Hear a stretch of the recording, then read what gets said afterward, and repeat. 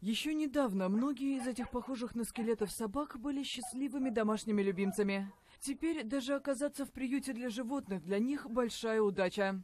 В Венесуэле из-за тяжелейшего экономического кризиса голодают люди. В магазинах почти нет продуктов и медикаментов. Из-за высокой инфляции зарплаты людей постоянно уменьшаются. Прокормить в такой ситуации не только свою семью, но еще и питомца может далеко не каждый. Животных просто выбрасывают на улицу. Некоторых отощавших собак подбирают сотрудники приютов. Рассказывает волонтер Мария Артега. Кризис действительно больно бьет. Одни бросают своих собак, поскольку еды для них нет, другие уезжают из страны и не могут взять животное с собой.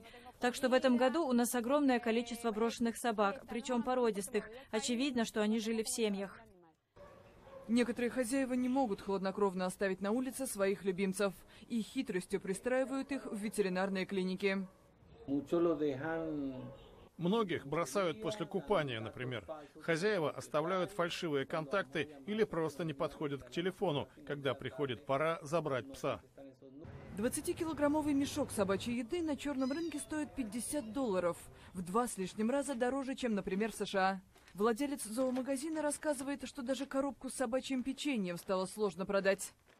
На самом деле много народу заходит, но, взглянув на цены, они широко открывают глаза и ничего не покупают, потому что собачья еда стоит больше минимальной заработной платы. В ожидании лучших времен на помойках Каракаса бок о бок ищут себе еду люди и животные. Эти собаки, похоже, совсем недавно жили припеваючи. Ошейники на месте, бока еще округлые. Но об этом, вероятно, вскоре придется забыть.